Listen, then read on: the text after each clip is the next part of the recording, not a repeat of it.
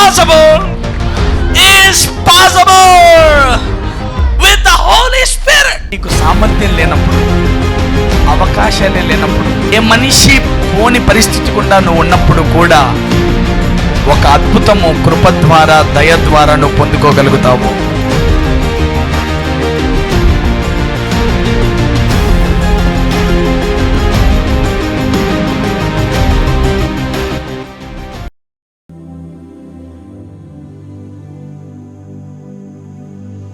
Let's go to the word of God. ఈ రోజు పరిశుద్ధాత్ముడు మనకు అనుగ్రహించిన వర్తమానం హీలింగ్ స్ట్రీమ్స్, స్వస్థత ప్రవాహాలు.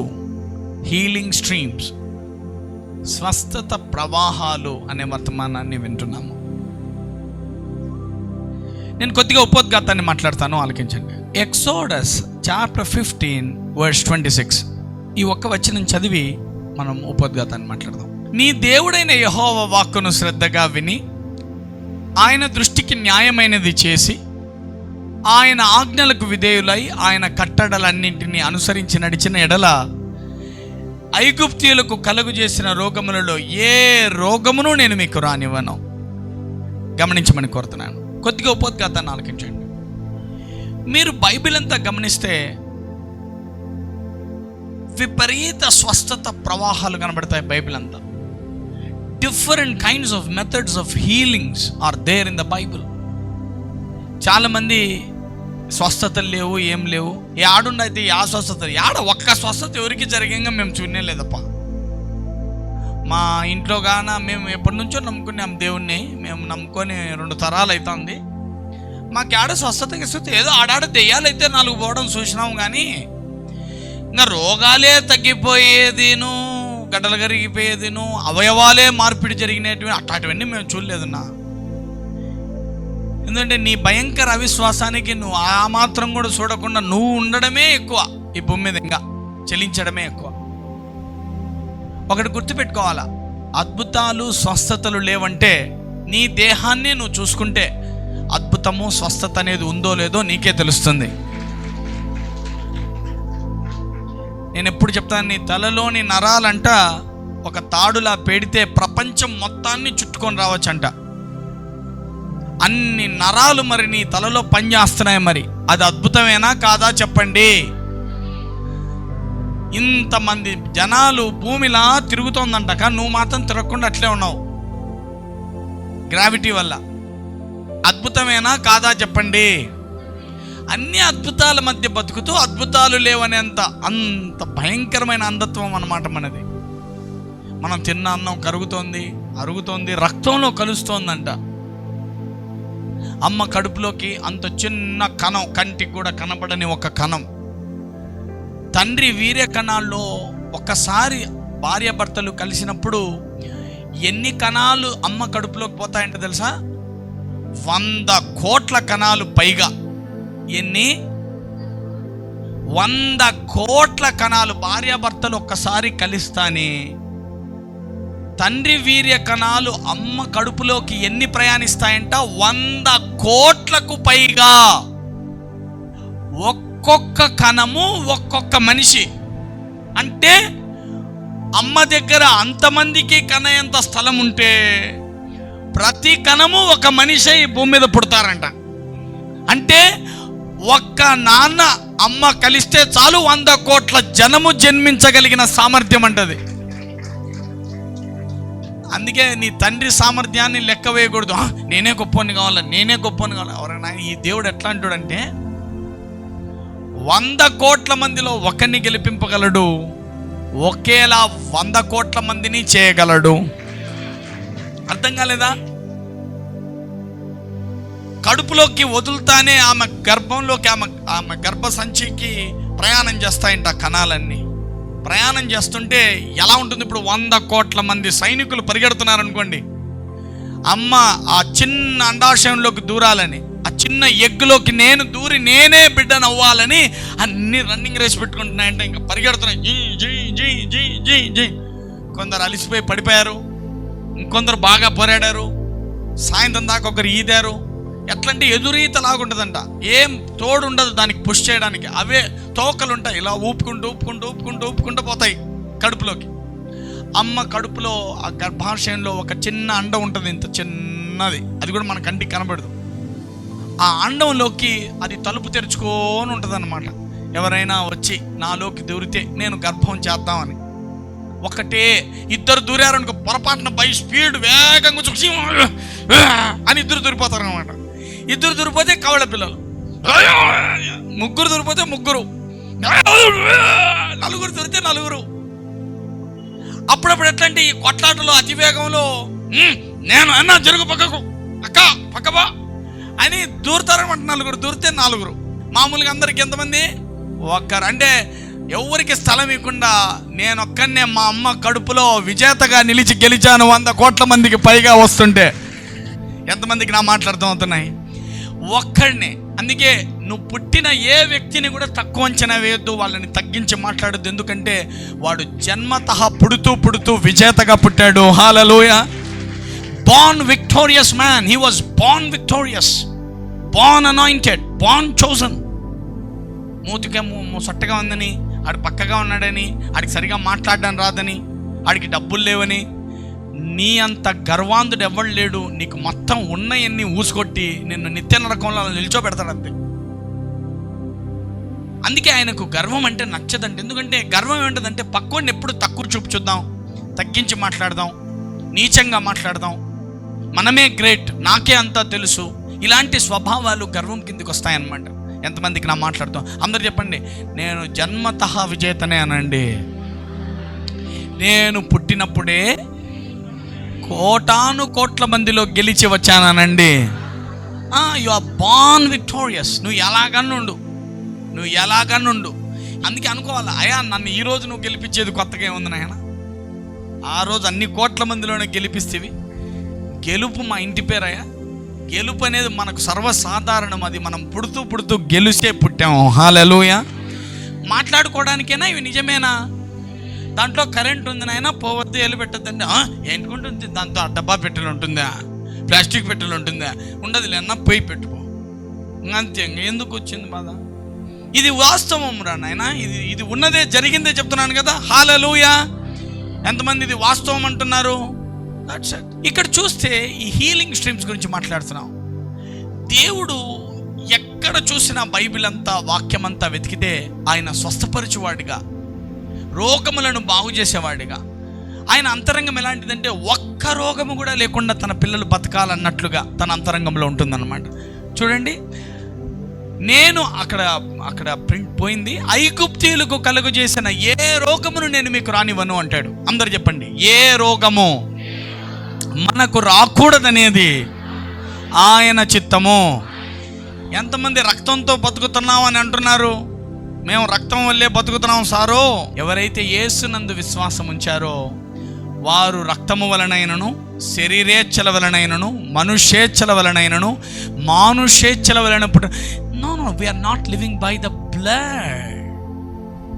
మన దేహంలో రక్తం ఊరికి ఉంటే అయిపోలా. నా లైఫ్కి ఆధారము, నా జీవన ఆధారము నా దేహంలో ఉండే రక్తము కాదు. I'm living by the spirit who is living inside of me. నాలో ఉండే పరిశుద్ధాత్మని ద్వారా నేను జీవిస్తాను. అందరు చెప్పండి, the life of God is flowing in me. చెప్పండి గట్టిగా, the life of God is flowing in me. నాలో కిందికి పైకి ప్రవహిస్తున్నది ఏమిటంటే దేవుని సామర్థ్యము, the God's power and his ability and his life giving power is flowing through my body, throughout my body. ఎంతమందికి నా మాటలు అర్థం అవుతున్నాయి? అందుకే ఈయన చెప్తున్నాడు, లేదు నేను ఎవరికి ఐగుప్తులో కలుగు చేసిన ఏ రోగము నేను నీకు లేకుండా చేయాలనేది నా ఇష్టం అంటున్నాడు. Deuteronomy chapter 7:15. యెహోవా నీ యొద్ద నుండి సర్వ రోగములను తొలగించి నీ వెరిగి ఉన్న ఐగుప్తులోని కఠినమైన క్షయవ్యాధులన్నింటినీ నీకు దూరపరిచి నిన్ను ద్వేషించు వారందరి మీదికే వాటిని పంపించును. ఏది? ఇదంతా ఓల్డ్ టెస్ట్మెంట్. అందరు చెప్పండి, మన యొద్ద నుండి సర్వరోగములను తొలగించి. ఎవరైనా యేసయ్య ఎక్కడ స్వస్థపరుస్తాడులే, ఏడ స్వస్థతలు ఉన్నాయి అని అంటే చూడు ఆయన హృదయం ఎట్లాంటిదో. సర్వ రోగాలు తొలగించాలనేది ఆయన ఇష్టం అంటప్ప. ఎవరైనా రోగంతో ఉన్నామనుకుంటున్నారా? ఈరోజే స్వస్థపడండి ఇక్కడి నుంచి పోయేటప్పుడే. Let's go. యెహోవా నీ యొద్ద నుండి సర్వరోగములను తొలగించి నీ వెరిగి ఉన్న ఐగుప్తులోని కఠినమైన క్షయవ్యాధులను నీకు దూరపరిచి నిన్ను ద్వేషించు వారందరి మీదికే వాటిని పంపించుదును. హల్లెలూయా. చూడండి, సర్వరోగాలు నీ యొద్ద నుండి తీసేయాలనేది దేవుని హృదయం. ఎంతమందికి అర్థమవుతుంది? ఆయన సర్వరోగాన్ని తీసేయాలనుకుంటున్నాడని. జెరమాయా 33:6, నేను దానికి ఆరోగ్యమును స్వస్థతను మరలా రప్పించుచున్నాను, వారిని స్వస్థపరుచుచున్నాను, వారికి సత్య సమాధానములను సమృద్ధిగా బయలుపరిచెదను. ఆయన హృదయం చూడు. కొందరు పోగొట్టుకున్నారంట స్వస్థతని, వాళ్ళ జీవితంలో స్వస్థత లేదు పాపం. అయినా ఏం చేశాడంట, మరలా వాళ్ళు బాధపడుతున్నారని, పశ్చాత్తాపడ్డారని, ఆయన వైపు చూశారని మరలా వారికి స్వస్థతను రప్పిస్తున్నాడంట. హల్లెలూయా. ఆయన హృదయం ఎంతమందికి అర్థమవుతుంది? రోగమే ఉండకూడదు అన్నాడు. ఐగుప్తులో కలుగజేసిన ఏ రోగము నీకు రానినన్నాడు. మళ్ళీ ఇప్పుడేమంటున్నాడు? నేను ఒకవేళ నువ్వు స్వస్థత ఆరోగ్యం పోగొట్టుకుంటే అది మళ్ళా నేను నీకు ఇస్తానంటున్నాడు. ఓకే. ఐజాయా 58:8, వస్త్రహీనుడు నీకు కనబడినప్పుడు వారికి వస్త్రములు ఇచ్చుటయు ఇదే కదా నాకు ఇష్టమైన ఉపవాసము. అలాగు నీవు చేసినట్ల నీ వెలుగు వేకువ చుక్కవలే ఉదయించును, స్వస్థత నీకు శీఘ్రముగా లభించును. అందరు చెప్పండి గట్టిగా, స్వస్థత శీఘ్రము. ఆయన మనసు చూడు ఎట్లుందో. నువ్వు ఖచ్చితంగా బాగోవాలా, నువ్వు ఇది చెయ్యి, నువ్వు పేదవాళ్ళకి ఇచ్చిరా, నీకు స్వస్థత శీఘ్రం అంటున్నాడు. పేదవాళ్ళని చూడు, నీకు స్వస్థత అంటే ఆయన అంతరంగంలో ఎక్కడో అజ్జయ్ ఇజ్జయ్ అంటూ ఏమి ఇవ్వాలని ఆశ చూపుతున్నాడు? హీలింగ్, స్వస్థత. నువ్వు శీఘ్రముగా ఉండాలా. ఒక్క వ్యాధి నీకు రాకూడదు. ఐగుప్తులు కలిగిన ఏ జబ్బు నీలో ఉండకూడదు. somehow God is willing to heal you at any cost. ఎలాగంటే ఒక్కడు కూడా బాగ్గాని వాడు ఉండకూడదు అనేది ఆయన ఉద్దేశం అంట. జెరమాయా 30:17, వారు ఎవరునూ లక్ష్య పెట్టని సియోననియు వెలువేయబడిందనియు నీకు పేరు పెట్టుచున్నాను. అయితే నేను నీకు ఆరోగ్యము కలగజేసేదను, నీ గాయములను మాన్పేదను. ఇదే యెహోవా వాక్కు. ఆయన అంతరంగం చూడు. హృదయం నీకేమన్నా, నీ గాయమును కడతా, నీకు ఆరోగ్యాన్ని కలగజేస్తా. ఈ మాటలు ఎప్పుడు? ఇవన్నీ ధర్మశాస్త్ర కాలమందు మాటలే. అప్పుడే స్వస్థపరచాలని ఆయన మనసులో అంతుండేది. మాట కంటే ముందు మీరు మారండి, నేను మిమ్మల్ని స్వస్థపరుస్తా, ఈ పని చేయండి, మిమ్మల్ని స్వస్థపరుస్తా, ఇలా చేయండి, మిమ్మల్ని బాగు చేస్తా, ఇలా చేయండి, మీకు వ్యాధే లేకుండా చేస్తా. ఈ మాటలు అనేవాడు ఆయన. మత్తయి సువార్త 9:35 సిలువకు ముందు కూడా ఆయన ఏం చేసేవాడో చూద్దాం. యేసు వారిని సమాజ మందిరంలో బోధించుచు, రాజ్య సువార్త ప్రకటించుచు, ప్రతి విధమైన రోగమును, ప్రతి విధమైన వ్యాధిని స్వస్థపరచుచు, సమస్త పట్టణముల యందును గ్రామముల యందును సంచారం చేశాను. అందరు చెప్పండి, ప్రతి విధమైన వ్యాధి, ప్రతి విధమైన రోగమును ఆయన స్వస్థపరిచేవాడు. అవు కదా. మళ్ళా యేసయ్య వచ్చి అందరినీ పాపాలను వాళ్ళు, చేసిన వాళ్ళు, తప్పుడు వాళ్ళు అందరినీ స్వస్థపరిచినాడా? అట్లా స్వస్థపరిచి ఎట్లా? స్వస్థపరచకూడదు కదా. అందరు చెప్పండి, స్వస్థత అనేది నీతిమంతుల కొరకు కాదనండి. నిన్న స్వస్థత ఏమని చూసాము? పసిపిల్లల దగ్గరికి తెచ్చే రొట్టె లాంటిది. ఏమన్నా చూస్తామా? పిల్లలు మనకి ఏదైనా సంపాదించి పెడితేనేనా అన్నం పెడతాం, లేకుంటే వాళ్ళు మన చేతుల్లో ఉంటే చాలు మనమే జాగ్రత్తగా వాడిని నోటికాడికి తెచ్చి పెడతామా? గుర్తించాలా. స్వస్థత పరిశుద్ధులు అనుభవించేది కాదు. స్వస్థత చిన్న పిల్లల రొట్టె. ఒక స్త్రీ అంటది, అయ్యా నా కూతుర్ని స్వస్థపరచమని. అప్పుడేమంటాడు? లేదు, నా పిల్లల యొద్ద రొట్టె తీసి కుక్క పిల్లలైన వారికి మీకు వేయమంటావా అంటాడు. అంటే ఆ రొట్టె అనే స్వస్థత ఎవరి కోసం దాచాడంట? తన పిల్లల కొరకు దాచాడు. పిల్లల కొరకు దాచే రొట్టె, దాని పేరేమిటి? స్వస్థత. స్వస్థత అనేది ఏమిటి? పిల్లలకి ఇచ్చేది. మనం చంటి పిల్లలకు పొద్దున్న లేస్తానే పాలు పట్టించి, అంత ఉగ్గు తినిపించి, మళ్ళా పాలు పట్టించి మన నోటి దగ్గరికే తీసుకుపోతాం కదా. ఆయన అంటున్నాడు, హీలింగ్ అనేది నువ్వు పవిత్రంగా పరిశుద్ధంగా ఉన్నోనికి వచ్చేది కాదు.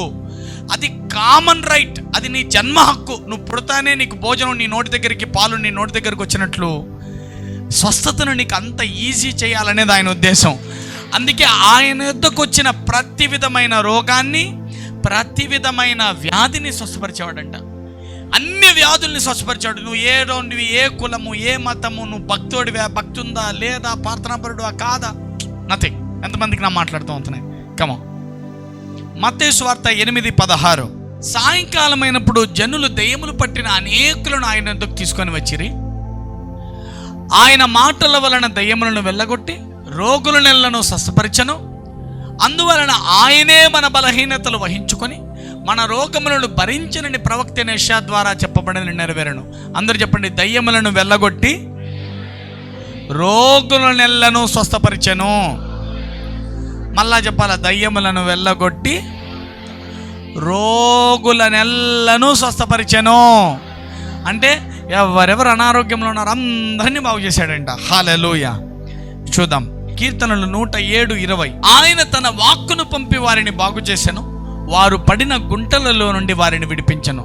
ఆయన స్టైల్, తన వాక్కును పంపించి ఆయన బాగు చేసేవాడంట. హల్లెలూయా.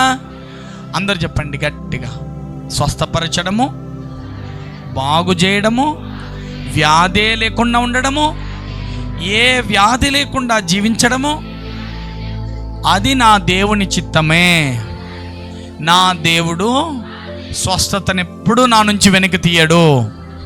స్వస్థత అనేది చంటి పిల్లల నోటి దగ్గర రొట్టె లాంటిది. దాన్ని ఏ విషయాన్ని చూడకుండా నాకు స్వస్థతని బహు సులువుగా ఇవ్వాలని కోరుకుంటాడు. హల్లెలూయా. చూద్దాం, how this God heels many. ఎలా ఈ దేవుడు స్వస్థపరిచేవాడు, ఆయన ఎన్ని విధాలుగా స్వస్థపరిచేవాడు, ఎలా స్వస్థపరుస్తాడో ఈ దేవుడిని మనం చూద్దాం. James chapter 5:14. ఈరోజు వాక్యం కొత్తగా నేర్చుకుంటారు మీరు. వాక్యాన్ని మరొక దిశగా చూసే ప్రయత్నం చేద్దాం. మీలో ఎవడైనను రోగి అయి ఉన్నాడా, అతడు సంఘ పెద్దలను పిలిపించవలెను, ప్రభువు నామమున అతనికి నూనె రాసి అతని కొరకు ప్రార్థన చేయవలెను. విశ్వాస సహితమైన ప్రార్థన ఆ రోగిని స్వస్థపరచును, ప్రభువు అతని లేపును. అతడు పాపములు చేసిన వాడైతే పాప క్షమాపణ నందును. వింటున్నారమ్మా?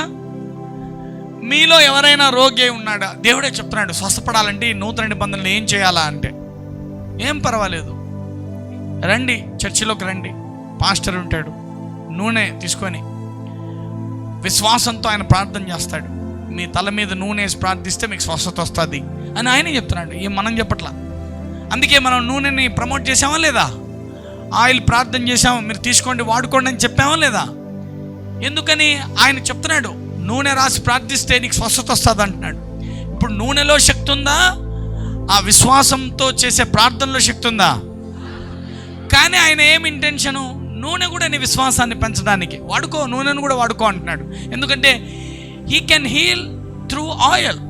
ఆయన నూనె ద్వారా కూడా నిన్ను స్వస్థపరుస్తాడు. హల్లెలూయా. చూద్దాం ఇంకా ఎన్ని విధాలుగా దేవుడు స్వస్థపరుస్తాడని. లూకాసు వార్త 6:19. ప్రభావము ఆయనలో నుండి బయలుదేరి అందరినీ స్వస్థపరచుచుండెను గనుక జన సమూహమంతయు ఆయన ముట్టవలెనని యత్నము చేసిరి.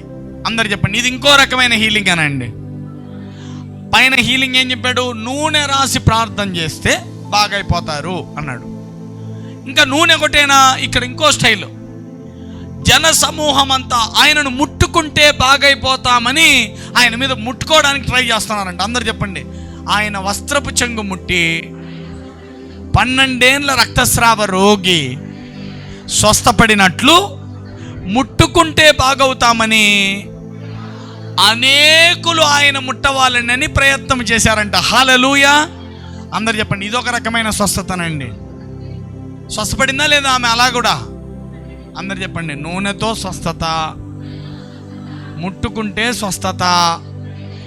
మీరు బైబిల్లో చూస్తే ఆశ్చర్యపోతారు, ఇన్ని రకాల. అంటే ఆయన ఇంటెన్షన్ ఏంటంటే నువ్వు విశ్వాసంతో ఏం చేసినా స్వస్థపరచాలనుకుంటాడంట ఆయన. అర్థమవుతుందా? సరే చూద్దాం. Numbers chapter 12:9. యెహోవా కోపము వారి మీద రగులు కొనగా ఆయన వెళ్ళిపోయాను, మేఘం ఆ ప్రత్యక్ష గుడారం మీద నుండి ఎత్తబడెను. అప్పుడు మిర్యాము హిమము వంటి తెల్లని కుష్టుగలదాయను. అహరోను మిర్యాము వైపు చూచినప్పుడు ఆమె కుష్టుగలదిగా కనబడెను. అందరు చెప్పండి, మిర్యాముకు కుష్టు జబ్బు వచ్చిందనండి. చూడు, ఇప్పుడు దీన్ని ఎలా స్వస్థపరుస్తాడు? ఇప్పుడు నూనె లేదు, ఇక్కడ ముట్టుకునేకి లేదు ఛాన్సు. ఇప్పుడు ఎట్లా స్వస్థపరుస్తాడో చూద్దాం. 11. అహరోను, అయ్యా నా ప్రభువా, మేము అవివేకులము, పాపులమైన మేము చేసిన ఈ పాపమును మా మీద మోపవద్దు. తన తల్లి గర్భములో నుండి పుట్టినప్పటికే సగం మాంసము క్షీణించిన శిశువు శవము వలె ఆమె ఉండనీయకుమని మోషేతో చెప్పగా, మోషే ఎలుగెత్తి, దేవా దయచేసి ఈమెను బాగు చేయమని యెహోవాకు మొర్రపెట్టెను. అప్పుడు యెహోవా మోషేతో, ఆమె తండ్రి ఆమె ముఖము మీద ఉమ్మి వేసిన ఎడల ఆమె 7 దినములు పడును కదా, ఆమె పాలెము వెలుపల 7 దినములు ప్రత్యేకముగా ఉండవలను, తర్వాత ఆమెను చేర్చుకొనవలను. ఇక్కడ కూడా ఒక రకమైన హీలింగ్ వచ్చింది. కుష్ఠరోగం వచ్చింది. వచ్చి అడుగుతున్నాడు మోషే, దయచేసి అంటే సరే సరే అని ప్రార్థన చేశాడంట. అయ్యా వద్దయ్యా ఆమెను స్వస్థపరచయ్యా, కుష్ఠ తీసేయ్యా అని మొరపెట్టుకున్నాడంట. మొరపెడతానే 7 రోజులు నేను స్వస్థత ఇవ్వను, అంత ఈజీగా తొందరగా ఇవ్వను, నేను ఊరి బయట 7 రోజులు ఉండాలి, ఆ తర్వాత నువ్వు చేర్చుకో, అప్పటికి బాగైపోతుంది అన్నాడంట. ఈ హీలింగ్ ఏంటంటే 7 రోజుల తర్వాత నిదానంగా స్వస్థత వచ్చింది. ఇది 3వ స్టైలు. అందరండి 3వ స్టైల్ అనండి. మొత్తం మీద స్వస్థపరిచాడా లేదా? మొదటి స్వస్థత ఏంటమ్మా? నూనె రాయి. 2వది ముట్టుట. 3వది 7 రోజులు ఊరి బయట ఉండు, ఆ తర్వాత నీకు స్వస్థత వస్తుంది, అప్పుడు లోపలికి రా. 7 రోజులు బయటే ఉంటే స్వస్థత. 15 పెట్టి ఒకసారి ఇది. కాబట్టి మిరియాము 7 దినములు పాలెము వెలుపలనే గడిపెను. మిరియాము మరలా చేర్చబడి వరకు జనుల ముందుకు సాగరైంది. 7 రోజుల తర్వాత మళ్ళీ నార్మల్గా కుష్ఠంతా పోయింది, స్వస్థత వచ్చి ఊరిలోకి వచ్చింది. రైట్. నంబర్స్ 21:4. ఇదంతా మీకు ఎందుకు? మీకు స్వస్థత ఎంత గ్యారంటీనో నేర్పిస్తుంది అనమాట. చూద్దాం. వారు ఎదోము దేశమును చుట్టిపోవాలనని హోరు కొండ నుండి ఎర్ర సముద్రం మార్గముగా సాగినప్పుడు మార్గాయాసము చేత జనుల ప్రాణము సమస్యలేను. మోషేకు విరోధముగా మాట్లాడి, అరణ్యములో చచ్చుటకు ఐగుప్తులో నుండి మమ్మల్ని ఎందుకు రప్పించితివి? ఇక్కడ ఆహారము లేదు, నీళ్లు లేవు, చవిసారము లేని అన్నము మాకు అసహ్యమైనది. అందుకు యెహోవా ప్రజలలోని తాపకరమైన సర్పములను పంపెను, అవి ప్రజలను కరువగా ఇశ్రాయేలులు అనేకులు చనిపోయారు. ఇది నిన్న కూడా చూసుకున్నాం. పాములు వచ్చి అందరినీ కరిచేస్తున్నాయంటే, ఎందుకంటే ఇశ్రాయేలీయులు దేవునికి విరోధముగా సనిగినందున పాములు వచ్చి కరిస్తే మొత్తం అందరూ శవాలై తేలుతున్నారండి. ఒక్క చనిపోకుండా అందరూ స్వస్థపడాలా, అందరూ బాగవ్వాలా, చనిపోకూడదు. ఏం చేయాలా? ఒక ఇత్తడి సర్పాన్ని చేయమన్నాడంట. చేయించి దాన్ని చూడు, అప్పుడు నీకు స్వస్థత వస్తుంది అన్నాడు. వచ్చిందా లేదా? ఇదొక రకమైన హీలింగ్. మీరు చూస్తే బైబిల్ అంతా ఎలాగోలా స్వస్థపరిచాడు. ఎవరికైనా అర్థమవుతుందమ్మా? గమనించండి. స్వస్థతకు కొన్ని వేల లక్షల మార్గాలు ఉంటాయేమో. నువ్వు ఎలా నమ్మితే అలా స్వస్థపరుస్తాడేమో. నువ్వు ఇలాగే అనుకుంటే అలాగే స్వస్థపరుస్తాడేమో. కానీ ఆయన ఎలాగైనా నిన్ను స్వస్థపరచాలనేది ఆయన ఉద్దేశము. హల్లెలూయా. అందుకే చూడండి, ఇన్ని రకాల మార్గాలలో వారికి స్వస్థతను దేవుడు అనుమతిస్తానే ఉండేవాడు, ఇస్తానే ఉండేవాడు. గుర్తించమని కోరుతా. ఎంతమందికి అర్థమవుతుంది నేను చెప్పేది? నువ్వు అర్థం చేసుకోవాలి. ఆ హీలింగ్ ఇంటెన్సిటీ ఎంత గొప్పది, దేవునికి ఎంత గొప్పగా ఉండేది. ఆయన స్వస్థత ఇవ్వాలని ఎంత కోరుకునేవాడో చెప్తా ఇవన్నీ. 2 రాజులు 4వ అధ్యాయం 32వ వచనం. ఎలీషా ఇంటొచ్చి బాలుడు మరణమై ఉండి తన మంచము మీద పెట్టబడి ఉండుట చూచి తానే లోపలికి పోయి వారిద్దరే లోపల ఉండగా తలుపు వేసి యెహోవాకు ప్రార్థన చేసి మంచం మీదకెక్కి బిడ్డ మీద తన్ను తాను చాచుకొని తన నోరు వాని నోరి మీదను, తన కళ్ళు వాని కళ్ళ మీదను, తన చేతులు వాని చేతుల మీద నుంచి బిడ్డ మీద పొడువుగా పండుకొనగా ఆ బిడ్డ ఒంటికి వెట్ట పుట్టాను. తాను దిగి ఉండిన ఇంట్లో అవతలికి యువతలకు ఒకసారి తిరిగి నడిచి మరలా మంచం ఎక్కి వాని మీద పొడువుగా పండుకొనగా బిడ్డ 7 మారులు తుమ్మి కళ్ళు తెరిచాను. ఎలాగా? ఈసారి స్వస్థత ఎలాగా? పిల్లోడు చనిపోయింటే చనిపోయిన శవం మీద ఈ సేవకుడు పోయి సాష్టాంగ పడుకున్నాడంట. బోళ్ళ పడుకొని కళ్ళల్లో కళ్ళు, చేతుల మీద చేతులు పెట్టి కళ్ళల్లో కళ్ళు పెట్టి చూసి మళ్ళా 2 సార్లు అలా చేస్తే 7 సార్లు తుమ్మి మళ్ళీ బతికాడంట. See this prophet of God. అందరు చెప్పండి, ఎలాగోలా స్వస్థపరుస్తాడనండి. ఈ ప్రవక్త ఎలా నమ్ముతున్నాడు? నేను ఇలా చేయాలి, అది guidance of the Holy Spirit. Maybe పరిశుద్ధాత్ముడు ఇలా చేయమన్నాడేమో. ఈ దేవుడు స్వస్థతను ఎన్ని విధాలుగా ఇస్తాడు. నువ్వేమంటావు? ఒక్క విధమే దేవుడు స్వస్థపరిచేది. ప్రార్థన చేసుకోవాలి, తగ్గిపోతుంది. ప్రార్థన చేసుకోండి. ఆయన పొందిన గాయముల వల్ల స్వస్థత కలిగింది, అంతే. ప్రార్థన చేసుకున్నా బాగా అయిపోతుంది, అంతేగా. ఇంకా న్యూ టెస్ట్మెంట్లో కూడా చూపిస్తాను. ఓలోమని ఎన్నో లెక్కలు, ఎన్నో విధాలుగా, ఎలాగో అలా. అందరు చెప్పండి, ఎలాగైతే ఏమి? నీకు ఎలా నమ్మకం కుదిరితే అలాగా, నీకు ఎలా విశ్వాసం వస్తే అలాగా, నీకు ఎలా మనసు ఒప్పుకుంటా ఉంటే అలాగా. నువ్వు ఎలాగోలా నమ్మి, అయ్యా నువ్వు నన్ను స్వస్థపరచు, నువ్వే స్వస్థపరిచేదను, ఆయన స్వస్థపరుస్తాడు. ఎలాగైనా he can use many ways to heal us. అందరు చెప్పండి, మనల్ని స్వస్థపరచడానికి ఆయన ఎన్నో విధాలు వాడుకుంటాడు. చూద్దాం 2 రాజులు 5:14. అప్పుడు పోయి దైవజనుడు చెప్పినట్లు యోర్దాను నదిలో 7 మార్లు మునగమనగా అతని దేహము పసిపిల్ల దేహము వలెనై అతడు శుద్ధుడాయన. నయమాను కుష్ఠరోగంతో వస్తాడు. వస్తే ప్రవక్త ఏమని చెప్తాడు? యోర్దాను నది ఉంది, అందులో పోయి 7 సార్లు మునిగి రాపో, నీకు బాగైపోతుంది అంటాడు. అందరూ అండి 7 సార్లు ఎందుకు మునగాల? ఎందుకంటే నీకు స్వస్థత రావాలి కాబట్టి. 7 సార్లు ఎందుకు మునగాల? ఆయన అంటాడే, మా ఊర్లో నదులు లేవా, మా ఊర్లో చెరువులు లేవా, మా ఊర్లో మంచి మంచి నదులు ఉన్నాయి, అక్కడ మునుగుతాం. లేదు, నేను ఇట్లా నమ్మినా మా ఊర్లో మునిగితేనే నీకు బాగవుతుందని. అందరు చెప్పండి, ఎన్నో విధాల స్వస్థతలండి, నానా విధమైన స్వస్థతలనండి, రకరకాలుగా ఎలాగైతే అలాగా పరిశుద్ధాత్ముడు మాట్లాడతాడు సేవకుడి ద్వారా. చూద్దాం 15వ వచనం. అప్పుడు అతడు తన పరివారంతో కూడా దైవజను యొద్దకు తిరిగి వచ్చి అతని ముందర నిలిచి, చిత్తగించుము, ఇశ్రాయేలులో ఉన్న దేవుడు తప్ప లోకమందటి యందును మరి ఒక దేవుడు లేడని నేను ఎరుగుదును. ఇప్పుడు నీవు నీ దాసుడైన నా యొద్ద బహుమానము వలసినదని అతనితో చెప్పగా, ఎలీషా, ఎవని సన్నిధిని నేను నిలవబడుచున్నాను, ఇశ్రాయేలు దేవుడైన యెహోవా జీవముతోడు నేనేమీ తీసుకున్నానని చెప్పాను. నయమాను అతనిని ఎంతో బతిమాలినను అతను ఒప్పుకోలేదు. గిఫ్ట్ ఇస్తామని గిఫ్ట్ ఇవ్వబోయినాడంటే ఒప్పుకోలేదు మనోడు. 17. అప్పుడు యెహోవాకు తప్ప దహన బలినైనను మరి ఏ బలినైనను ఇతరమైన దేవతలకు నేను ఇకను అర్పింపను. 2 కంచెల గాడిదలు మోయుపాటి మన్ను నీ దాసుడైన నాకు ఇప్పించకూడదా? చాలా దూరం వెళ్ళిపోయాం. ఎంతమందికి నా మాట్లాడుతూ ఉంటున్నాయమ్మా? 7 మార్లు మునగమన్నాడు. 7 మార్లు మునిగాడు. పసిపిల్లవాని దేహం వంటి దేహమై స్వస్థపడి బయటకు వచ్చాడంట. హల్లెలూయా. అందరు చెప్పండి, 7 మార్లు మునగాగా కుష్ఠరోగంతో బాధపడుతున్న బాగా డబ్బులున్నవాడు, ఒక సైన్యాధ్యక్షుడు, దిక్కులేదు, ప్రవక్త 7 మార్లు మునగమంటే మునిగితే పసిపిల్లవాని దేహం లాగా అయిందంట. అందరండి ఇట్లెట్లా స్వస్థపడతారనండి? ఏమో నాకు తెలియదు. ఎలాగైనా స్వస్థపరుస్తాడు ఈ దేవుడు. అందరు చెప్పండి, ఎలాగైనా స్వస్థపరుస్తాడనండి. అందుకే నువ్వు మీ ఆయన మారాలంటే ఎట్లా మారతాడబ్బా అని నువ్వు దారి ఎత్తుకుతావు. ఆయనకు చూస్తే కోటాను కోట్ల దారులు ఉంటాయి. అందరు చెప్పండి, ఆయన మార్గములు సముద్రములో నుండెను, ఆయన త్రోవలు మహాజలరాశులలో ఉండెను.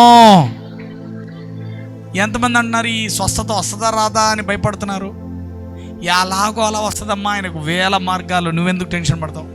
డబ్బులు ఎలా వస్తాయి సార్? ఎలాగో అలా వస్తాయి, నీకెందుకు? నువ్వు చింతించమాక, నువ్వు ఆయన వైపు చూడు. He has millions of ways to bless you. నిన్ను ఆశీర్వదించడానికి ఆయన ఒక్క ఛాన్స్ కూడా పోగొట్టుకోడు. నువ్వు ఎలా నమ్మినా, నువ్వు ఎలా వాక్యాన్ని పట్టుకున్నా, నువ్వు ఎలా వాక్యాన్ని విశ్వసించినా నిన్ను స్వస్థపరుస్తాడంతే. కమా 2వ రాజులు 20వ అధ్యాయం 1వ వచనం. ఆ దినములో హిజ్కియాకు మరణకరమైన రోగం రాగా ఆమోజు కుమారుడు ప్రవక్త అయిన యెషయా అతని యొద్దకు వచ్చి, నీవు మరణమవుచున్నావు, బతకవు గనుక నీ ఇల్లు చక్కబెట్టుకొనమని యెహోవా సెలవిచ్చుచున్నాడని చెప్పగా, అతడు తన ముఖము గోడ తట్టు తిప్పుకొని, ఇది తెలుసు కదా హిజ్కియా మరణకరమైన జబ్బుతో ఉంటాడు, గోడ వైపు తన ముఖాన్ని తిప్పుకొని, యథార్థ హృదయుడనై సత్యముతో నీ సన్నిధి నేనెట్లు నడుచుకుంటునో, నీ దృష్టికి అనుకూలముగా సమస్తము నేనెట్లు జరిగించుతునో కృపతో జ్ఞాపకం చేసుకొనమని హిజ్కియా కన్నీళ్లు విడుచుచు యెహోవాకు ప్రార్థన చేశాను. అందరు చెప్పండి, కన్నీటి ప్రార్థన. కన్నీళ్లతో మొరపెట్టుకున్నాడు అంతే. జస్ట్ ఇది కేవలం మొర, ఒక చిన్న ప్రార్థన. కన్నీళ్లతో మొరపెట్టుకున్నాడు. ఏమైందో చూడు. యెషయా నడిమిశాలలో అవతలికి వెళ్ళక మునిపే యెహోవా వాక్కు అతనికి ప్రత్యక్షమై ఇలాగు సెలవిచ్చాను, నీవు తిరిగి నా ప్రజలకు అధిపతి అయిన హిజ్కియా యొద్దకు పోయి అతనితో ఇట్లనుము, నీ పితరుడైన దావీదునకు దేవుడకు యెహోవా నీకు సెలవిచ్చినదేమనగా, నీవు కన్నీళ్లు విడుచుట చూచితిని, నీ ప్రార్థన అంగీకరించి ఉన్నాను, నేను నిన్ను బాగు చేసేదను, 3వ దినమున నీవు యెహోవా మందిరమునకు ఎక్కిపోవుదువు. ఎన్ని రోజులు టైం పడుతుందంటే స్వస్థత రావడానికి? 3 రోజులు పడుతుంది. నేను నిన్ను స్వస్థపరుస్తా అంటే ఒక జబ్బు, మరణకరమైన జబ్బు వచ్చేసింది. అది ఏం జబ్బు అంటే ఒక పెద్ద క్యాన్సర్ గడ్డ లాంటిది వచ్చేసిందంట. చూద్దాం, ముందుకు పోతే అర్థమవుతుంది. 6వ వచనం. ఇంకా 15 సంవత్సరముల ఆయుష్ నీకు ఇచ్చెదను, మరియు నా నిమిత్తము నీ సేవకుడైన దావీదు నిమిత్తం ఈ పట్టణంలో నేను కాపాడుచు నిన్నును ఈ పట్టణమును అష్షూరు రాజు చేతిలో పడకుండా నేను విడిపించేదను. పిమ్మట యెషయా అంజూరపు పండ్ల ముద్ద తెప్పించుడని చెప్పగా వారు దానిని తెచ్చి కురుపు మీద వేసిన తర్వాత అతడు బాగుపడను. ఇదొక హీలింగ్. ఎందుకు? మరణకరమైన జబ్బు, క్యాన్సర్ గడ్డ లాంటిది ఏదో కడుపులో పుట్టిందో, మన భుజం మీద వచ్చిందో, పాపం మెడకు వచ్చిందో, ఎక్కడో పెద్ద ఒక జబ్బు ఉండేదంట, ఒక పెద్ద గడ్డ లాంటిది, చీము రక్తం వస్తా సావు బతుకుల్లో ఉంటే ఇక చనిపోతా ఇజికియా అంటే కన్నీళ్ళతో ప్రార్థన చేసి చెప్తాడంట. అందుకే యెషయా ఏం చేస్తాడంటే, అప్పుడు మన అంజూరం పండ్లు ఉన్నాయిగా, తింటా ఉంటాం అంజూరం కాయలు, అది తెచ్చి అంత ముద్ద ఒకటి నూరి ఆ ముద్ద ఆ పుండు మీద, ఆ గడ్డ మీద పెట్టాడంట. అంతే, ఆ గడ్డ మీద పెట్టగా 3 రోజుల్లోనే స్వస్థత పడి మందిరానికి వెళ్ళిపోయాడంట. ఇప్పుడు చెప్పండి, అంజూరపు కాయలు స్వస్థపడతాయా? అంజూరం తింటే బాగవుతుందంటే ఎట్లయితుంది నాన్న?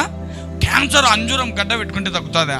అంజూరం ముద్ద పెట్టుకుంటే తగ్గుతుంది? ఎట్లా తగ్గుతుంది? అందరు చెప్పండి. నానా విధమైన స్వస్థతలనండి. నీ తండ్రి నిన్ను ఎలాగోలా స్వస్థపరచాలా, నిన్ను ఎలాగైనా ఆ అంజూరం ఏంది పోతా గడ్డి తగులుతుంది నీ కాలికి, బాగైపోతాం. నేను నమ్ముతున్నాను సార్, నాకేం ఇంకా ఈ చూపు రాలేదు. నువ్వు టెన్షన్ పడద్దు, నువ్వు నమ్ము, చెప్తా అట్లాగే. నువ్వు నమ్మి విశ్వాసం ఉంచు, నువ్వు ఆయన వైపు చూస్తూ ఉండు. నీ కన్నా ఎక్కువగా, నీ భార్య పిల్లల కన్నా ఎక్కువగా నువ్వు స్వస్థపడాలని ఆయన కోరుకుంటా ఉన్నాడు. నువ్వు అలాగే విశ్వాసంతో ఉంటే ఏదో ఒక క్షణం వస్తుంది, ఆ క్షణంలో క్షణిక మాత్రాన నువ్వు స్వస్థపడి బయటికి వెళ్ళిపోతావు. ఎంతమందికి నా మాట్లాడుతూ అవుతున్నాయి? 2వ రాజులు 13వ అధ్యాయం 20వ వచనం. ఇదంతా పాత నిబంధనలోనే ఇన్ని రకాల స్వస్థతలు, కొత్త నిబంధనలు అయితే ఇంకా అసలు లెక్కలేనన్ని.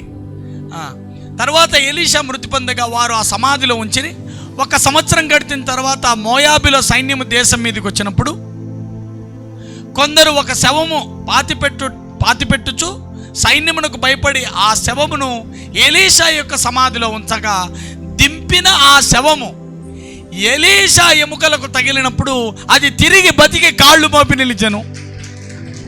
చచ్చిపోయిన ఎముకను తగిలితే వెంటనే లేచి శవం లేచి నిలబడుకుందంట. ఎలాగోలా స్వస్థత. ఎట్లయితే ఉంది, చచ్చిపోయిన ఎముక కూడా స్వస్థపరుస్తుందంట. Hallelujah, hallelujah. This God can do wonders, miracles. ఎంతమందికి వాక్యం అర్థం అవుతుంది? ఇన్ని మార్గాలలో అటు తిరిగి ఇటు తిరిగి ఏం చేస్తున్నాడు? స్వస్థపరుస్తున్నాడు, బాగు చేస్తున్నాడు. ఈ దేవుని దగ్గరకు వచ్చి, ఈ వాక్యం వినేకొచ్చి, నాకు ఇంకా బాలేదున్నా అని నీ నోరు అనగలిగితే నిజంగా నీ పాదాలకు వందనాలు పెట్టచ్చు. నేను నిజంగా మీకు ఒక మంచి గజమాలు వేసి సత్కరించవచ్చు, ఒక గ్రానైట్ ఫ్యాక్టరీ రాపియచ్చు నీకు. దిస్ ఇస్ టూ బ్యాడ్ మా. This God can heal anybody. ఆయన అందుకే మతం ఏమంటుందంటే ఊరికే వాక్యం వినరాపు అంటుంది. ఆయనతో సహవాసం ఏమంటుందంటే, ఈరోజు వెళ్తున్నావు, ఈరోజు నువ్వు ఉన్న ఈ శరీరంలోని అనారోగ్యం ఈ రోజే లాస్ట్ అవుతుంది పో అంటుంది. అక్కడే ఆయన ప్రార్థించిన వెంటనే ఆమె రక్తధార కట్టినని రాయబడింది. ఆమె ముట్టిన వెంటనే నువ్వు ఈ వాక్యం వింటుండగానే స్వస్థపడతావు. This God can heal you anyway. ఎలాగైనా నిన్ను స్వస్థపరచగలడు. నువ్వు బాగా ఓవర్ వెయిట్ ఉన్నావా, ఇక్కడే ప్యాంట్లు లూజ్ అయిపోతాయి చూసుకో. This God can heal. ఆయన ఉమ్మి వేసి ముద్ద చేసి బురద చేసి కళ్ళకు పూసాడంట, కడుక్కోమన్నాడు. కడుక్కుంటుంటే వెళుతుండగానే స్వస్థపడ్డాడంట. హల్లెలూయా. వెళ్ళి కడుక్కోగానే స్వస్థపడ్డా. ఇంకొక ఆయన అయితే నువ్వు వెళ్ళి సంఘ పెద్దలకు చూపించుకో అన్నాడు గుడ్డివాడిని. 6 వెళుతుండగా సంఘ పెద్దలకు కనపడదామని వెళుతుండగానే స్వస్థత పొందారంట. కొందరు లోబడితే స్వస్థత అయ్యారు, చెప్పిన మాట వింటే బాగైపోయింది. కొందరికి ఉమ్మేస్తే బాగైపోయింది. కొందరు 7 మార్లు మునిగితే బాగైపోయింది. కొందరికి నూనె రాయి బాగైతుంది అన్నాడు. దేవుడు నిన్ను ఎలాగైనా స్వస్థపరుస్తాడని కదా అర్థము. అందుకే ఈ మందిరానికి వస్తున్నానని ఇంట్లో అనుకున్నప్పుడే ఈరోజు నా సమస్యలకు ముగింపు, నా కష్టాలకు ముగింపు, నా నొప్పికి చరమగీతము, ఈ రోజుతో నేను బాగైపోతాను, ఈ రోజు పోతున్నాను, ఈ నెల నా గర్భం నిలబడుతుంది, రేపు నెలకంతా నాకు పెళ్లి సంబంధం కుదురుతుంది అనుకుంటూ రావాలి కదా. ఇంట్లోనే క్వశ్చన్ మార్క్తో వస్తావు, ఏమో బా చూస్తాం బా, దేవుడు ఏమన్నా చేస్తాడు బా. No, you just believe. చూద్దాం Acts chapter 5 verse 12. ప్రజల మధ్య అనేకమైన సూచక్రియలు, మహాశ్చర్య కార్యాలు, అద్భుతములు అపోస్తలుల చేత చేయబడుచుండెను. వారందరూ ఏక మనస్కులై సొలొమోను మంటపములో ఉండిరి. కడమ వారిలో ఎవడునో వారితో కలుసుకున్నట్టుకు తెగింపలేదు గాని ప్రజలు వారిని గణపరచుచుండిరి. పురుషులు స్త్రీలు అనేకులు మరి ఎక్కువగా విశ్వాసులై ప్రభుపక్షముగా చేర్చబడిరి. అందుచేత పేతురు వచ్చుచుండగా జనులు రోగులను వీధులలో నుండి తెచ్చి వారిలో ఎవని మీదనైనా అతడి నీడ పడవలనని మంచముల మీద పరుపుల మీద వారిని ఉంచిరి. ఈసారి స్వస్థత ఎట్లంట? పేతురు నీడ పడితే బాగైతుందని. ఇప్పుడు ఇది నా నీడ పడితే బాగైతుందిరా, నా నీడ ఇట్లా పోతాను చూడండి, అన్ని మంచాలు ఇడబెట్టండి అని చెప్పినాడు పీటరు. ప్రజలంతకు వాళ్ళే నమ్మినారంట. పీటర్ నీడ తగిలితే చాలు మేము బాగైపోతామని, పేతురు నీడ కోసమని ఇట్లా పోతే ఆయన నీడ ఇట్లా పడతాదని రోగులను, అందుచేత పేతురు వచ్చుచుండగా జనులు రోగులను వీధులలో నుండి తెచ్చి వారిలో ఎవని మీదైనా అతని నీడ అయినను పడవలనని మంచముల మీద పరుపుల మీద వారిని ఉంచిరి. అందరు చెప్పండి, నా దేవుడు నన్ను స్వస్థపరచాలనుకున్నా, నన్ను ఆశీర్వదించాలనుకున్నా, నా తండ్రికి వేవేల మార్గములు ఉన్నాయనండి.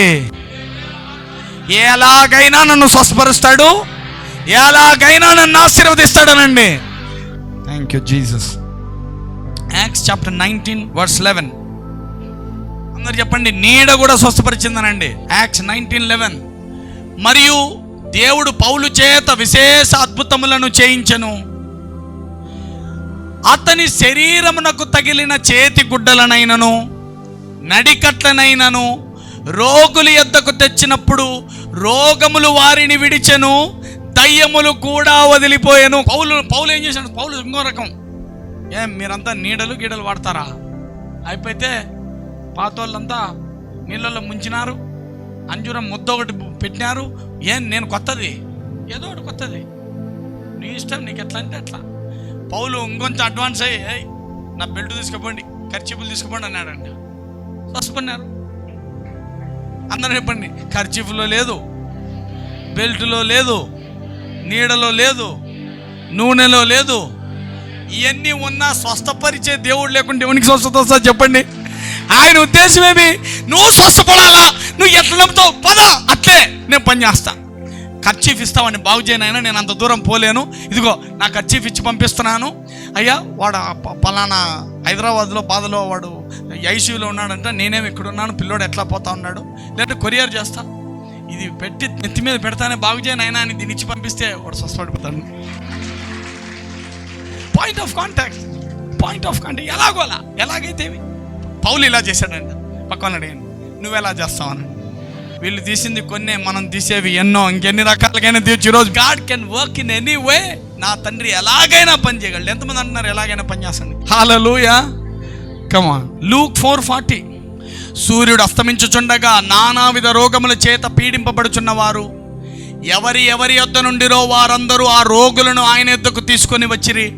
అప్పుడు ఆయన వారిలో ప్రతివాని మీద చేతులుంచి వారిని స్వస్థపరిచెను. ఇది ఇంకొక రకం. ఇప్పుడు మనం అందరం రెగ్యులర్గా వాడేది అందరి మీద చేసి స్వస్థపరచడం. ఎందుకంటే యేసయ్య ఇలా స్వస్థపరిచాడని, ఓహో యేసయ్య లాగా మనం చేయాలని అందరు పాదిరీలు చేతులు వేసి ప్రార్థన చేసేది అలవాటు చేసుకున్నారు అంతే. ఎందుకంటే శిష్యుల యొద్దకు వచ్చి మీకు ఆయనే ఒక మాట చెప్పిపోతాడు, మీరు ఎవరైనా రోగులుంటే సంఘ పెద్దల యొద్దకు వెళ్ళి నూనె వేసి ప్రార్థించుకోండి అని చెప్తాడు ఆయన ఆరోహణం అయిపోయేటప్పుడు. అందుకని నూనె చేతులు వేసి ప్రార్థన చేయడం రెండు ఫేమస్ అయినాయి, మిగతా అంత ఫేమస్ కాల. ఎవరికైనా అర్థమైందమ్మా? చూడండి, మీ ఇష్టం. బైబిల్లో ఇన్ని రకాలుగా దేవుడు ఎట్లయినా స్వస్థపరుస్తాడంట. ఇది నీకేం బోధిస్తుంది? మళ్ళీ పౌలు వచ్చి కర్చీఫేల్ అని కాదు బోధిస్తా ఉండేది. ఇన్ని విధాలుగా స్వస్థపరిచిన వాడు నీ తండ్రియే కదా. ఓ నాయనా తండ్రి, రైలే లేకుండా ఎన్ని రైల్వే స్టేషన్లు ఉంటే ఏం చేస్తావు? పోసిపోతాయి అంతే కదా. అందరు చెప్పండి, రైలే లేదు, రైల్వే స్టేషన్లు ఉన్నాయి, ఊరంతా పోయి ఆడ వెయిట్ చేస్తే ఏమన్నా ప్రయోజనమా? ఇంతమంది ప్రవక్తలు ఉన్నారు, స్వస్థత ఇచ్చే దేవుడే నేను కాదంటే ఇంకా ఏమన్నా ప్రయోజనమా? అందుకే ఫస్ట్ అన్నీ చదివినాం. ఆయన నీ మధ్య నుండి రోగమును వెళ్ళగొట్టాలంటున్నాడు, ఒక్క రోగం కూడా ఉండకూడదు అంటున్నాడు, ఐగుప్తులో కలుగజేసిన ఏ రోగం నీ కలుగజేయనంటున్నాడు. ఆయన యుద్ధకు వచ్చిన వారిని ఎల్లను ఆయన హృదయం ఏమిటంటే నేను బాగు చేయడం, బాగు చేయడం, బాగు చేయడం, బాగు చేయడం, బాగు చేయడం. రోగంలో ఉండకూడదు, ఉండకూడదు, ఉండకూడదు, ఉండకూడదు, ఉండకూడదు, ఉండకూడదు, ఉండకూడదు. ఆ ఇన్ఫెక్షన్ ఉండకూడదు, ఆ నొప్పి ఉండకూడదు, హార్ట్ బ్లాక్ ఉండకూడదు, ఆ కిడ్నీ సమస్య ఉండకూడదు, డయాలసిస్ ఉండకూడదు, హార్ట్ ప్రాబ్లం ఉండకూడదు, ఇంకో సమస్యలు ఉండకూడదు, తలకాయ నొప్పులు ఉండకూడదు, రక్తంలో గడ్డ కట్టకూడదు, చక్కెర పెరగకూడదు, బీపీ పెరగకూడదు, థైరాయిడ్ రాకూడదు, జుట్టు ఊడిపోకూడదు, నల్ల కాకూడదు, మచ్చలు రాకూడదు, మొట్టాలు రాకూడదు, రాకూడదు, రాకూడదు. ఎందుకు చెప్పండి? రాకూడదు అనండి. ఇప్పుడు దేవుని జీవమే నాలో ప్రవహిస్తోంది, మీ అందరిలో కూడా అదే ప్రవహిస్తోంది. ఎంతమంది యేసయ్యని నమ్మామంటున్నారు? మీరంతా రక్తము వలన కానీ అమ్మా నాన్న కోరికలతో కానీ మీరు పుట్టినవారు కారు, మీరు ఆత్మ వలన తిరిగి జన్మించారు. మీలో యేసయ్య జీవం ప్రవహిస్తూ ఉంది. ఎండిపోయినది, వాడిపోయినది దేన్నైనా పట్టుకున్నది ఫలించి తీరుతుంది. Hallelujah, thank you Holy Spirit God. ఇంకొక మాట చూద్దామా? నిర్గమకాండం 30:11. మరియు యెహోవా మోషేతో ఇట్లనెను, నేను ఇశ్రాయేలును లెక్కింపవలెను, వారు లెక్కింపబడు వేలకు ప్రతివాడు యెహోవాకు తన ప్రాణ పరిక్రయ ధనము అంటే ప్రాణాన్ని కాపాడుకునే డబ్బు నీకు ఇచ్చుకునేవలెను. దేవునికి కానుకీయాలంటే, ప్రాణం నిలబడాలంటే, రోగం తగ్గాలంటే కానుకీయాలంట. ఇది ఇంకో టైపు. అలాగూ చేసినలా నీవు వారిని లెక్కించినప్పుడు వారిలో ఏ తెగులునూ పుట్టదు. అయ్యా నా ప్రాణాన్ని కాపాడని వీళ్ళు ఇంకో రకం. వీళ్ళు దేవునికి దేవుడే వీళ్ళకి ఒక నియమం పెట్టాడంట, మీ ప్రాణానికి అన్నట్లుగా ఇంత నాకు ఇవ్వండి, నేను మీ ప్రాణాన్ని కాపాడుతా, మీలో తెగులు పుట్టకుండా కాపాడుతానని ఒక మాట చెప్పాడంట వారికి. మోషే అవన్నీ చెప్తున్నాడా? కమా, వారు ఇయ్యవలసినది ఏమనగా లెక్కింపబడిన వారిలో చేరు ప్రతివాడును పరిశుద్ధ స్థలము యొక్క తులమును బట్టి 1/2 తులం ఇవ్వాలంటే, 1/2 తులం బంగారు ఇచ్చిపోవాలంటే. చూడండి, ఆ తులము 20 చిన్నములు, ఆ 1/2 తులము యెహోవాకు ప్రతిష్టార్పణ. 20 సంవత్సరములు కానీ అంతకంటే ఎక్కువ వయసు గల 20 ఏళ్ళ పైన ఉన్న వాళ్ళంతా ఇచ్చిపోవాలంటే. చూడండి, వాళ్ళు ఇలా నమ్మి వాళ్ళకి అట్లా కూడా స్వస్థత వచ్చిందంట. అట్లా కూడా వాళ్ళ ప్రాణాన్ని కాపాడాడు, తెగులు రాకుండా కాపాడాడంట. అందరు చెప్పండి, నువ్వు నీ ప్రాణరక్షణ కొరకని దేవునికి ఇచ్చి కూడా స్వస్థత పొందొచ్చానండి. ప్రాణం కాపాడయా, నా భార్యను స్వస్థపరచయ్యా, నా పిల్లల్ని స్వస్థపరచయ్యా, ఇదిగో నీకు ఈ కానుక ఇచ్చుకుంటున్నాను అంటే కూడా స్వస్థత వస్తుందంట. ఏం విత్తుతావు ఆ పంట? హల్లెలూయా, హల్లెలూయా. అందరు చెప్పండి, ఎన్ని రకాలుగా స్వస్థపరుస్తాడనండి, ఎన్నో విధాలుగా. ఆయన ఉద్దేశం ఏమి? ఎట్టకేలకు నువ్వు స్వస్థపడాలా, నువ్వు ఎట్టకేలకు బాగుండాలా, నీకు జబ్బు రాకూడదు. అది ఆయనకి ఇష్టమే లేదు. నువ్వు కుంటడం కూడా ఆయనకి ఇష్టం లేదు, నీ తల అలా తిరగడం కూడా ఇష్టం లేదు ఆయనకి. నిన్ను స్వస్థపరుస్తానని ఆయన సిద్ధముగా శీఘ్రముగా నీ స్వస్థతని కలగాలని ఆయన కోరుకుంటున్నాడు. హల్లెలూయా. అందరికీ, ఈయనకొక్కనికే నాకు తెలిసి ఇంత సృష్టిలో దేవుళ్ళు అనబడిన వారు కోటాను కోట్ల మంది ఉండగా యెహోవా రాఫా, స్వస్థపరుచు దేవుడను నేనే అనే పేరు గల దేవుడు ఈ దేవుడు ఒక్కడే. హల్లెలూయా. ఆయనకేమని పేరుంది? ఇంకో పేరు యెహోవా రాఫా. అందరు చెప్పండి, యెహోవా రాఫా. చెప్పండి గట్టిగా, యెహోవా రాఫా. ఏ దేవునికి ఉండవు ఇట్లాంటి పేర్లు. యెహోవా నిస్సి అంటే నేను సమృద్ధిగా ఇచ్చేవాడని. అందరు చెప్పండి, యెహోవా రాఫా, ఆరోగ్యం ఇచ్చేవాడని ఒక పేరే ఉందంట ఆయనకి. అందుకే ఈ మందిరానికి వస్తా ఆరోగ్యాన్ని ఆశించకుండా, సమృద్ధిని ఆశించకుండా, మతబోధ వినడానికి వస్తే నీకు చిల్లి గవ్వ కూడా దొరకకుండా. అందుకే విశ్వాసము లేని వాడు ఎలా ఉన్నాడంటే గాలికెగురు పొట్టు వలె ఉండి అతనికి పొట్టు తప్ప ఏమీ దొరకదని ఉంటుంది వాక్యంలో. హల్లెలూయా. నీ వద్దకు వస్తున్నావు, ఎలా రావాలంట? అయిపోయింది, ఈరోజు నేను స్వస్థపడతాను, ఈరోజు నా జీవితం బాగైపోతుంది, నా సమస్యలన్నీ నా తండ్రి పరిష్కరిస్తాడు, నేను పోతున్నాను, ఈరోజు నాకు బాగైపోతుంది. ఇంట్లో అందరికీ ఏమే ఈరోజు చచ్చిపోతాను, నమ్ము, ఈరోజు మన దేవుడు మనతో మాట్లాడతాడు, మనల్ని విడిపిస్తాడని మాట్లాడుకొని రావాలా. హల్లెలూయా. అందరం లేచిన పడదాం. చివరి ప్రార్థన ఆశీర్వాదంతో ఆరాధన ముగుస్తుంది. పరలోకమైన తండ్రి, యేసు నామమున ప్రార్థిస్తున్నాము. ఎవరెవరైతే అనారోగ్యంలో, అస్వస్థతలో, బాధలు, వేదనలు, శ్రమలో ఇక్కడికి చేరారో వారికి 2 అభిషేకం ఇచ్చి విడుదల చేసి వారి జీవితాలను ఉద్ధరించమని, ఏ సమస్యలో అయితే వారు నిలబడుకొని ఉన్నారో, ఏ కష్టం వచ్చి వారు నాయన నీ సన్నిధిలో ఆశిస్తున్నారో దాని నుంచి వారిని విడిపించి మహిమ పొందమని, ఒక గొప్ప సాక్ష్యాన్ని వచ్చే వారంలోపు వారికి దయచేయమని, వారు ఇంకా ఇంటికి వెళుతుండగానే వాళ్ళ ఇల్లు చోరు కొరకు మునిపే వారికి ఒక శుభవార్తను వినిపింపజేసి వారిని ఆశీర్వదించమని, ఎట్టి వ్యాధి గలవారైనను వారిని ముట్టి స్వస్థపరచమని వేడుకుంటున్నా. స్వస్థత ప్రవాహాలు నేటి దినముతో మా సంఘములో వినూత్నముగా ఆరంభమని నేను ప్రవచిస్తున్నాను. The healing streams has begun in the name of Jesus from today. Lord, make it as a historical day and mark it in your sight, oh God, in the name of Jesus. తండ్రి, మరలా మేము కలుసుకున్న పర్యంతం నీ కృపను మా అందరికి తోడుగా ఉంచమని యేసు నామమున వేడుకొని పొంది ఉన్నాము తండ్రి. అందరు గట్టిగా ఆమేన్ చెప్పండి. మరొకసారి చెప్పండి, చివరిసారిగా చెప్పండి. మన తండ్రి అయిన దేవుని మహాప్రేమ, కుమారుని అత్యున్నతమైన కృప, పరిశుద్ధాత్మ అన్యోన్య సహవాసం ఎప్పటికీ ఎల్లప్పటికీ యుగ యుగములకు సదాకాలం మీకు, మీ కుటుంబానికి, మీ పిల్లలకు, మరి ముఖ్యంగా ఈ సంఘానికి, ఇశ్రాయేలులకు తోడై ఉండును గాక. ఆమేన్.